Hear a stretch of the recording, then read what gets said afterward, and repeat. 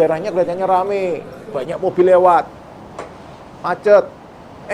Begitu buka minimarket sepi.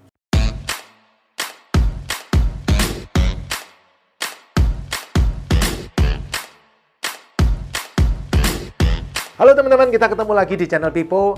Hari ini kita ngobrol. Kenapa minimarket senengnya tempel-tempelan? Yang merah buka di sini, biru buka di sebelahnya. Biru buka di sini, merah buka di sebelahnya. Gitu ya, tempel-tempelan. Bahkan kadang-kadang biru dengan biru, merah dengan merah saling tempel-tempelan. Kenapa sih minimarket seneng tempel-tempelan? Salah satunya adalah karena mungkin memang daerah komersil di situ, Pak. Yang kan sesuai rencana tata ruang itu adalah daerah komersil, yang sininya adalah hunian, jadi terpaksa tempel-tempelan. Seperti properti saya, minimarket saya di salah satu perumahan di Tangerang, itu pemukiman kira-kira ada mungkin hampir 2000 rumah gitu ya. Tapi cuman ada rukonya sekitar 20-an. Ya terpaksa minimarketnya di situ. Saya ditempel kompetitor juga, tempel-tempelan. Salah satu penyebabnya adalah karena memang secara tata ruang titiknya ada di situ. Hal yang lain yang menyebabkan minimarket saling tempel-tempelan adalah karena surveinya lebih gampang. Kalau kita ngelihat tanah kosong gitu ya, belum ada kompetitor, belum ada pesaing, kita kadang susah juga menebak. Kira-kira berapa ya nanti omsetnya ya?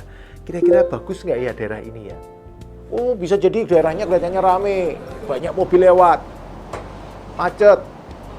Begitu buka minimarket sepi karena ternyata orang males berhenti di situ karena mungkin tanjakan gitu ya, susah beloknya. Jadi susah untuk memprediksi omset suatu toko ketika mulai dari nol. Sebaliknya ketika sudah ada kompetitor, ngitungnya gampang, Pak. Pokoknya kompetitor dibagi dua ya kira-kira omsetnya segitu. Misal omsetnya kompetitor 20 juta sehari. Ya kalau kita tempel di sebelahnya persis dengan kondisi yang sama, dengan kenyamanan yang sama, luas sama, barangnya sama, harganya sama, semua sama aja ya. Ya kira-kira marketnya akan 50-50 ya kan. Jadi itu yang menyebabkan mereka sering tempel-tempelan. Saya termasuk orang yang nggak senang tempel-tempelan, teman-teman. Karena pendapat saya, kalau tempel-tempelan tokonya tumbuhnya itu pelan. Kalau sendirian, tumbuhnya cepet tuh profitnya. Pengalaman saya loh, saya bisa salah, tapi berdasarkan pengalaman saya selama ini seperti itu. Makanya saya lebih senang sendiri. Loh, tapi kalau sendiri nanti ditempel gimana, Pak? Kalau sendiri, pertama kali datang, pilihlah titik yang terbaik. Kalau sudah dapat titik yang terbaik, kompetitor itu mau nempel juga susah. Minimal dia butuh toko banyak untuk nempel toko ini. Nah, kalau nempel tokonya banyak kan biaya operasionalnya juga naik. Belum tentu dia worth it untuk menjalankan seperti itu. Nah, itu nomor 2 ya, teman-teman.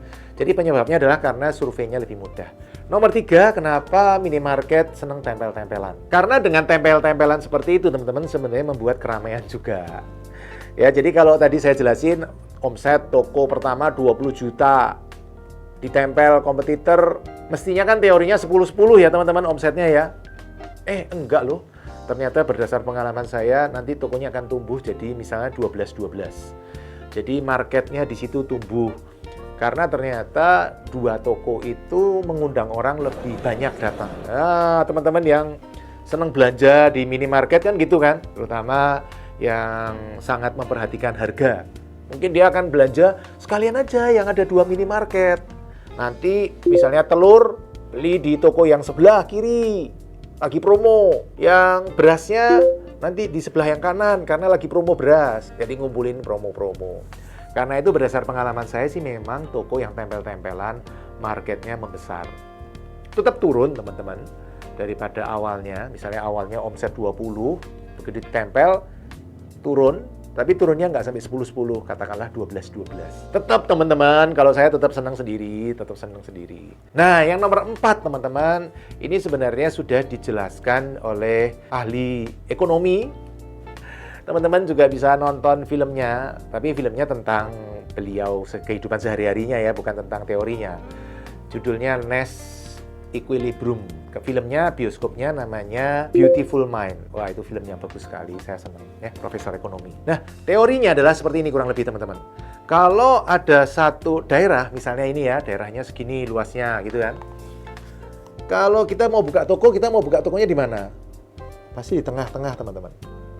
supaya bisa mengcover daerah ini semuanya. Tapi mungkin kita sudah buka di sini. Ini ceritanya kita jualan es krim aja teman-teman. Jual es krim ya, yang gampang dipakai gerobak gitu ya. Pakai kereta dorong gitu, didorong di sini di pantai, misalnya ini pantai. Nah kemudian besoknya ketika kita mau jualan di sini, ada orang lain sudah jualan di sini di titik tengahnya. Nah kira-kira kita mau ngambil mana? Ya kita akan ngomong ke dia, kamu jangan jualan di situ dong. Saya kan mestinya yang jualan di situ. Ya sudah, kita bikin kesepakatan. Misalnya dia jual di seperempat bawah, saya jual di seperempat atas, sehingga market setengah ini ikut saya, market setengah ke bawah ikut dia. Nah ini yang namanya teori SOS, ya kan? Social Optimal Solution, separuh-separuh. Tapi teman-teman, di dunia nyata tidak bisa seperti itu. Nah, begitu kita pulang, hari itu penjualan kita turun sih, tapi ditempel kompetitor di sini, kita di sini ya, separuh-separuh, jadi marketnya berkurang separuh. Besoknya ketika kita datang, ini nakal nih, orang ini. Nggak seperempat persis, tapi dia geser sepertiga. Maksudnya dia supaya dia bisa nguasain market 2/3, kita tinggal sepertiga gitu. Maksudnya dia gitu. Nah, kita kan jadi marketnya cuma sepertiga. Terus kita juga maju, dia juga maju, dia juga maju. Akhirnya nanti kita ketemu di tengah-tengah. Sebelahan.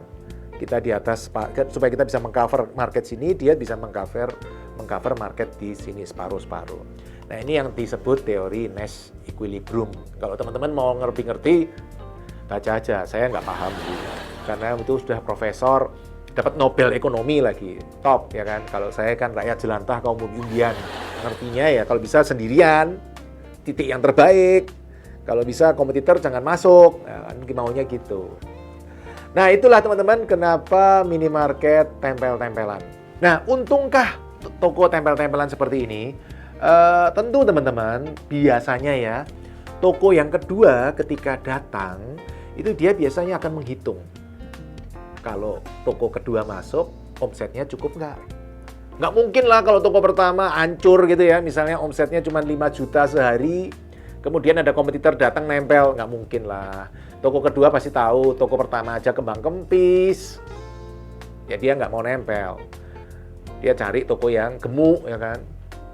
Nah karena itu teman-teman, secara umum toko tempel-tempelan itu biasanya di daerah yang memang bagus. Alias toko kedua juga mempertimbangkan biasanya profit. Nah kalau toko kedua profit, biasa toko pertama ya profit, cuman profitnya nggak bisa gede-gede amat. Kalau dulunya sendirian tokonya gede profitnya, sekarang ya sedang lah. Demikian juga ketika toko ketiga datang. Toko ketiga datang, pasti dia ngitung, kalau dibagi 3 cukup nggak marketnya. Kalau marketnya nggak cukup dibagi 3, toko ketiga nggak akan buka teman-teman. Ngapain buka rugi? Mending cari titik lain, Indonesia masih luas.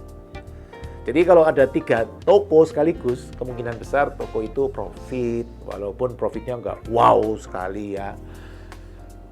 Nah, itu pertimbangan toko tempel-tempelan. Saya sendiri, teman-teman, bolak-balik saya ngomong, saya termasuk yang tidak setuju tempel-tempelan seperti itu. Tapi kondisi real di market, ya ada tempel-tempelan.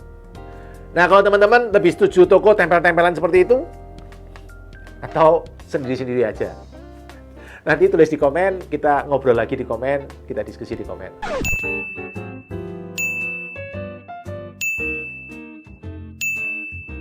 Ada hadiah. Ya, mulai sekarang saya coba ya, saya akan bagikan buku saya yang sudah saya tulis, judulnya Buku Komodo. Komodo singkatan dari yang seperti yang tadi saya sebutin, investasi properti tapi orang lain yang bayar. Singkatan KO. Kerja ogah, kita ogah kerja, propertinya harus menghasilkan income supaya kita ogah kerja.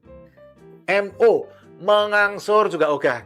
Properti itu menghasilkan passive income-nya harus bisa dipakai untuk membayar angsuran, alias income-nya lebih besar dari angsuran supaya kita ogah membayar angsuran. Terakhir, DO, DP ogah. Kita beli properti dengan DP sekecil-kecilnya kalau bisa 0. Ketika kita bisa mempraktekkan, saya sudah mempraktekkan sejak 2008 teman-teman. Pengalaman itu saya tulis di sini, supaya teman-teman juga bisa praktek. Ketika kita bisa mempraktekkan, saya bisa invest properti dengan modal sekecil-kecilnya bahkan 0. Saya berharap teman-teman juga bisa. Caranya dapat buku ini gimana? Saya akan bagikan untuk teman-teman yang menulis komen, ya kan? Tulis komen apa aja, boleh masukan, boleh usulan ke depannya ada topik apa yang pengen dibahas atau apapun, atau kalau nggak sempet ya udah tulis aja, Pak mau bukunya, juga boleh. Nanti seminggu sekali akan saya undi, nanti pengumumannya teman-teman bisa lihat di YouTube. Jangan lupa komen, semoga teman-teman yang mendapat buku ini.